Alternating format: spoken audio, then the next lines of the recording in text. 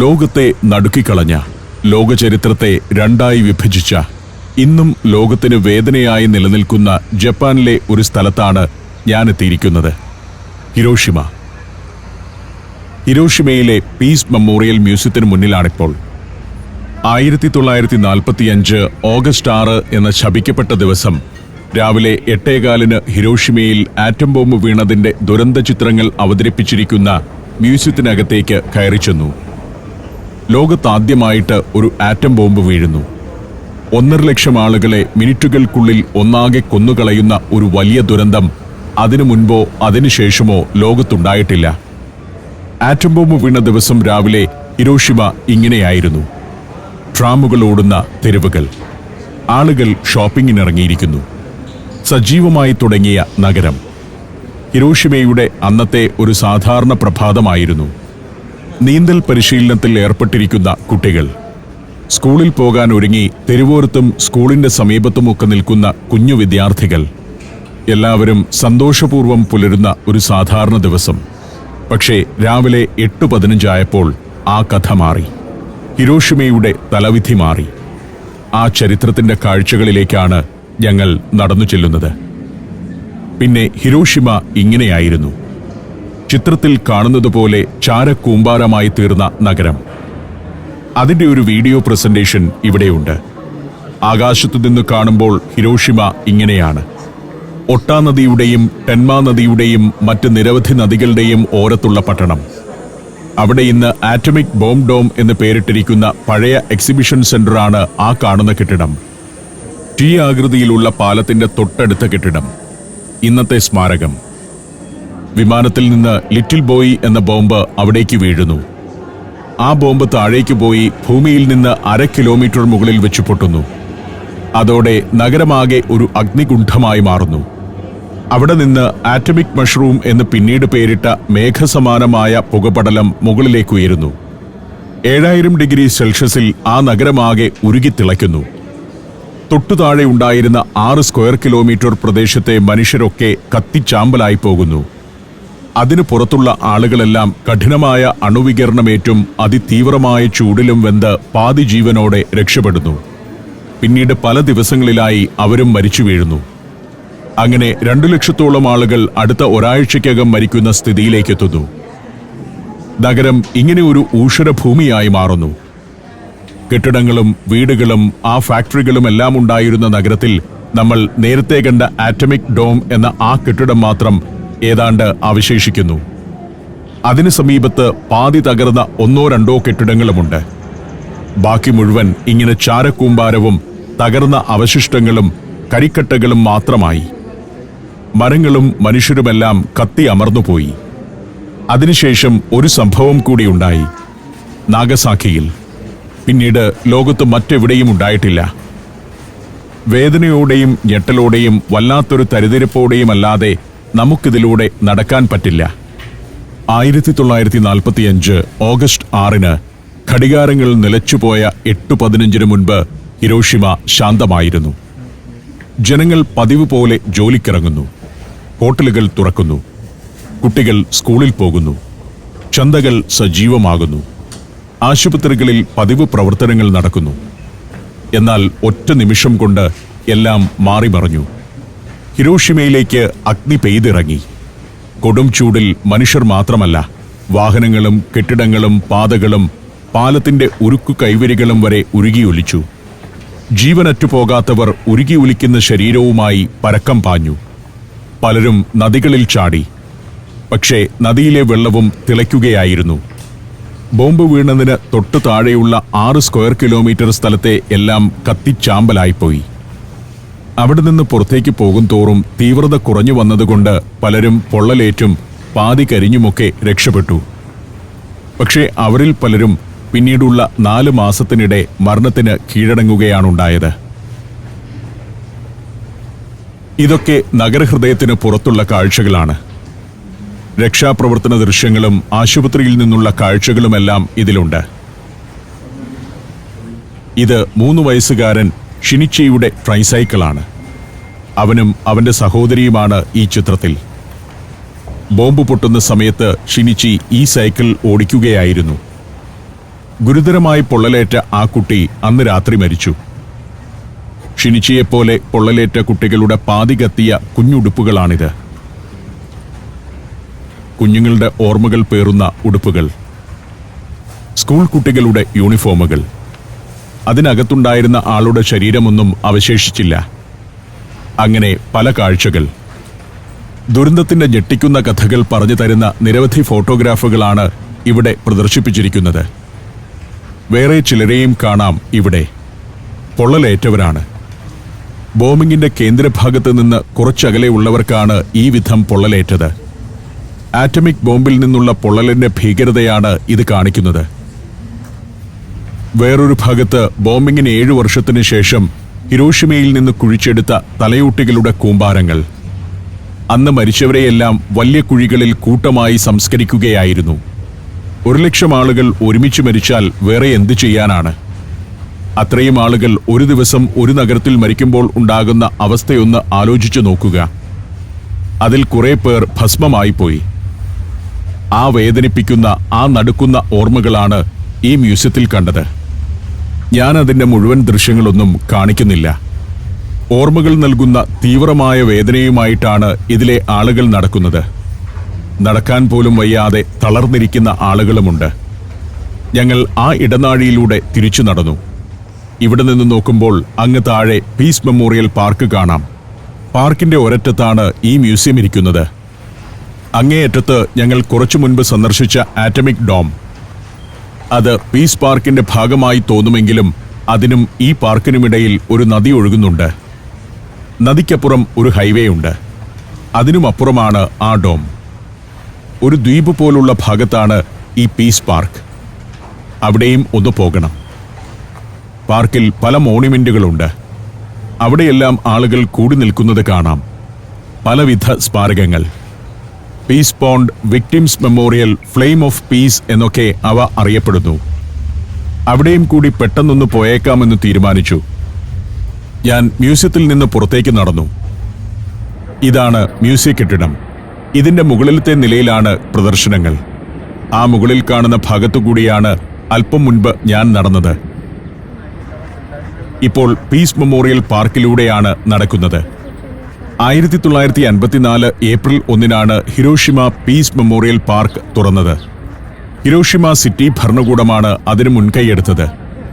പാർക്കിനായി fund സ്വരൂപിക്കാൻ Tokyo നഗരത്തിൽ ദിവസങ്ങളോളം തെരുവുകളിൽ പിരിവ് നടത്തിയിരുന്നു. കെൻസോ ടാങ്കെ എന്ന ജാപ്പനീസ് ആർക്കിടെക്റ്റാണ് പാർക്കും അതിലെ മന്ദിരങ്ങളും ഡിസൈൻ ചെയ്തത്. ഇവിടെ വിക്ടിംസ് മെമ്മോറിയൽ സെനോട്ടാഫ് എന്ന ഒരു മോണുമെന്റ് ഉണ്ട്. കോൺക്രീറ്റ് കൊണ്ടുള്ള ഒരു സ്മാരക കുടീരം. അവിടെ ആൾക്കാർ കൊണ്ടുവന്ന പൂക്കളൊക്കെ വെച്ചിട്ടുണ്ട്. ഇതാണ് വിക്ടിംസിനുള്ള മെമ്മോറിയൽ സെനോട്ടാഫ്, ഒരു പ്രതീകാത്മക ശവകുടീരം. അതിനകത്തുകൂടി നോക്കുമ്പോൾ അങ്ങകലെ ആ കെട്ടിടം, ആറ്റമിക് ഡോം. ഒരു അണയാത്ത ജ്വാലയും അങ്ങകലെ കാണാം. ആ ചരിത്ര സ്മാരകത്തിനു മുന്നിൽ നിന്നും ഞാൻ ഒരു സെൽഫി എടുത്തു. ഹിരോഷിമ പീസ് മെമ്മോറിയൽ പാർക്ക് സ്ഥാപിക്കുന്നതിനു മുൻപേ മെമ്മോറിയൽ സെനോട്ടാഫ് സ്ഥാപിച്ചിരുന്നു.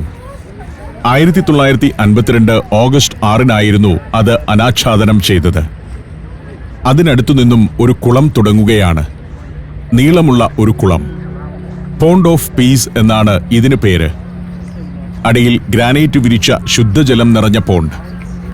ഈ പോണ്ട് ഓഫ് പീസിന്റെ 2 കരയിൽ കൂടിയും നമുക്ക് നടക്കാം. നേരെ നടന്ന് അങ്ങ് കാണുന്ന ആ ഡോം കെട്ടിടത്തിനടുത്തുവരെയും പോകാം. ഇവിടെ ഒരു ഫ്ലെയിമുണ്ട്. ഫ്ലെയിം ഓഫ് പീസ് എന്നാണ് അതറിയപ്പെടുന്നത്. ഒരു പാലത്തിന്റെ ഗർഡർ പോലെ ഇരിക്കുന്ന ഒരു പ്ലാറ്റ്ഫോമിലാണ് ഫ്ലെയിം. ഒരു ഗൈഡ് ചരിത്രവും കഥയുമൊക്കെ കൂടെയുള്ളവർക്ക് പറഞ്ഞു കൊടുക്കുന്നു. ഇതാണ് പോണ്ട്. ജപ്പാനിലെ ജൂനിയർ ചേംബറാണ് പോണ്ട് ഓഫ് പീസ് നിർമ്മിക്കാനുള്ള ധനം സമാഹരിച്ച് നൽകിയത്. 1957 ജൂലൈ 31 കുളത്തിന്റെ നിർമ്മാണം പൂർത്തിയായത്. ഫ്ലെയിം ഓഫ് പീസ് സ്ഥാപിക്കാനായി ജപ്പാന്റെ പല ഭാഗങ്ങളിലുമുള്ള ആളുകൾ സംഭാവനകൾ നൽകിയിരുന്നു. പാർക്ക് ഡിസൈൻ ചെയ്ത കെൻസോ ടാങ്ക തന്നെയാണ് ഫ്ലെയിം ഓഫ് പീസിന്റെ രൂപകൽപ്പനയും നിർവഹിച്ചത്. 1964 ഓഗസ്റ്റ് 1 കത്തിത്തുടങ്ങിയ ആ ജ്വാല ഇതുവരെ അണഞ്ഞിട്ടില്ല.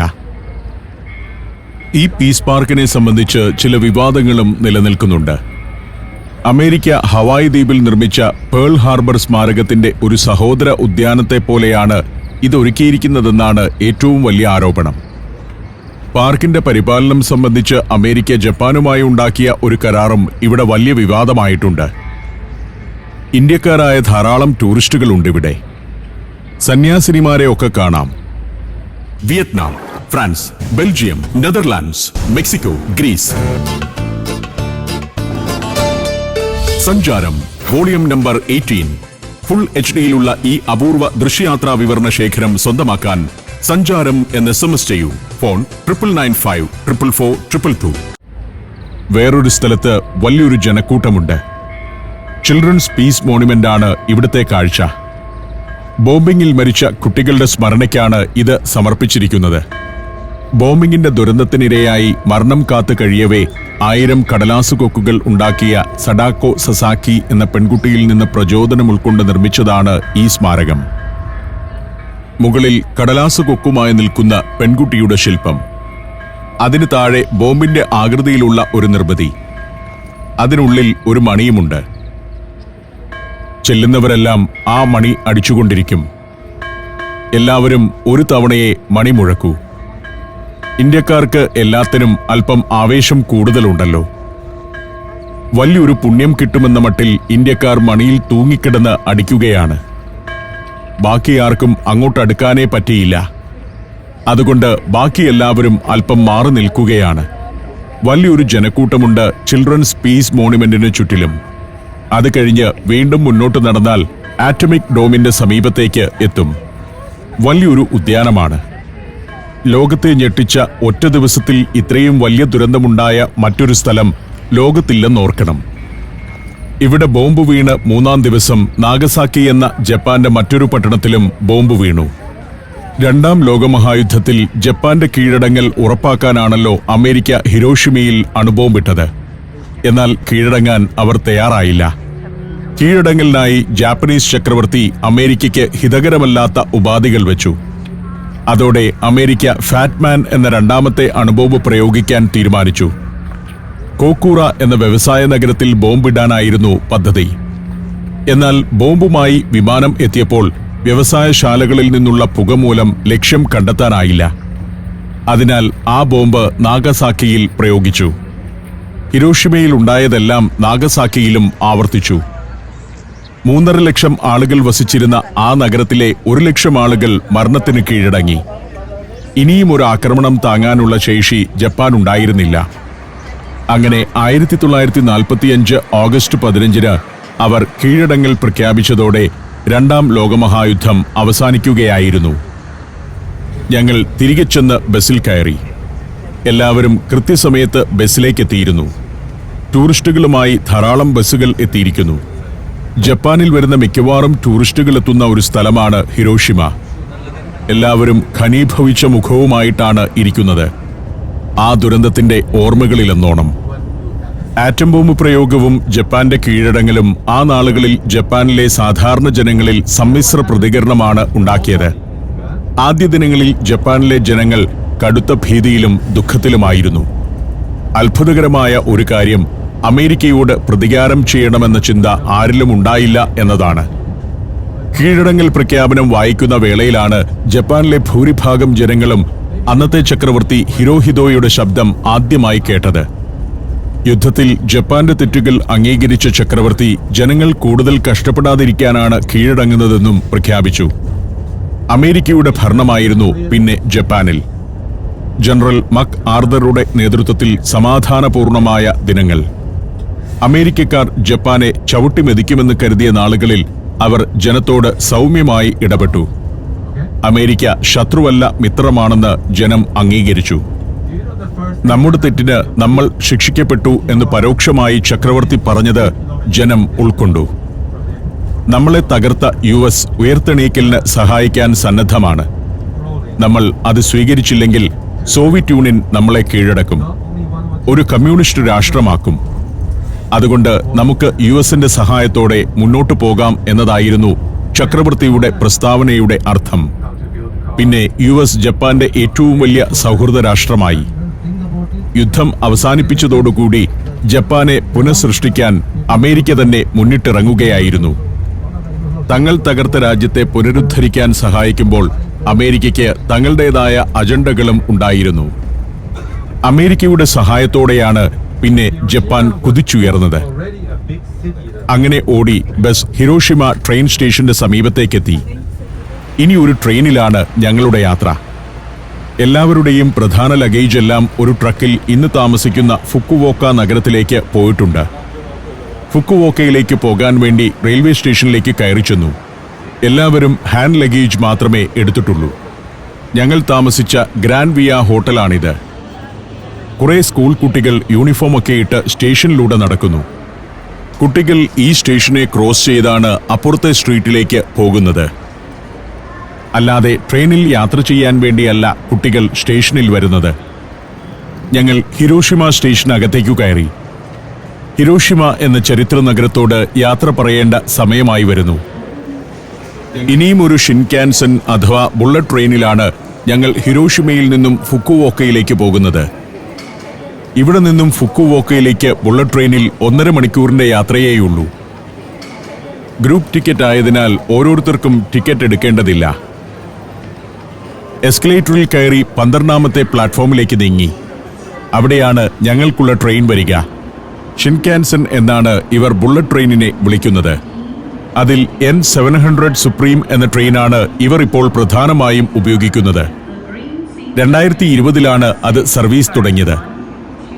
സുരക്ഷാ ക്രമീകരണത്തിലും സാങ്കേതികവിദ്യയിലും യാത്രയുടെ സൗകര്യത്തിലും ഏറ്റവും മികച്ചതാണ് N700S എന്നറിയപ്പെടുന്ന സുപ്രീം ട്രെയിനുകൾ.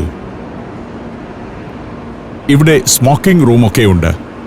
ആളുകൾക്ക് വേണമെങ്കിൽ അവിടെ പോയി സിഗരറ്റ് വലിക്കാം. അവിടെ നിന്ന് മാത്രമേ വലിക്കാൻ പറ്റുകയുമുള്ളൂ. ഞാൻ ഒരു ട്രെയിനിന്റെ മുൻഭാഗം കാണാനായി നടന്നു. ഇതാണ് ഷിൻകാൻസൻ ട്രെയിനിന്റെ മുൻഭാഗം. പൊന്മാന്റെ മുഖം പോലെയാണ് ഇതിരിക്കുന്നത്. അതിന് പ്രത്യേക കാരണമുണ്ട്. പൊന്മാൻ ഇരപിടിക്കാനായി ശക്തിയോടെ വെള്ളത്തിലേക്ക് കൂപ്പുകുത്തുമ്പോഴുണ്ടാവുന്ന മർദ്ദവ്യതിയാനത്തെപ്പറ്റി പഠിച്ചാണ് ഇതിന് ഇങ്ങനെ ഒരു രൂപം നൽകിയത്. വായു മുന്നിലേക്ക് ശക്തിയോടെ തള്ളാതിരിക്കാൻ ഈ രൂപം സഹായിക്കുന്നു. ഇതാണ് ഷിൻകാൻസൻ പാളങ്ങൾ. നമ്മുടെ സാധാരണ പാളങ്ങൾ തന്നെ. അതായത് നമ്മുടെ നാട്ടിലുള്ള തരം സാധാരണ പാളങ്ങളിലൂടെ ബുള്ളറ്റ് ട്രെയിനിന് ഓടാം. ജപ്പാനിലെ ഏറ്റവും വിപുലമായ പൊതുഗതാഗത സംവിധാനമാണിത്. വർഷം തോറും 35 കോടി യാത്രക്കാർ ഇത് ഉപയോഗിക്കുന്നു. ലോകത്ത് ആദ്യമായി ബുള്ളറ്റ് ട്രെയിൻ അവതരിപ്പിച്ചത് ജപ്പാനാണ്. ഇപ്പോഴും ഇതിൽ ഏറ്റവും മികച്ച സാങ്കേതികവിദ്യ ഇവരുടേതാണ്. എഞ്ചിൻ മുറിയുടെ വാതിൽ തുറന്നു. പൈലറ്റ് പുറത്തിറങ്ങി. അതിനുശേഷം അദ്ദേഹം ക്യാബിൻ പൂട്ടിയിട്ട് അദ്ദേഹം പോവുകയാണെന്നാണ് ഞാൻ വിചാരിച്ചത്. അത് യാത്ര പുറപ്പെടാനിരിക്കുന്ന ട്രെയിനല്ലേ എന്ന് സംശയമായി. എന്നെ ഒന്ന് താണു വണങ്ങി. പിന്നെ അതിൻ്റെ മുന്നിൽ പോയി നോക്കി. ലൈറ്റൊക്കെ തെളിഞ്ഞിട്ടുണ്ടോ എന്നാണ് നോക്കുന്നത്.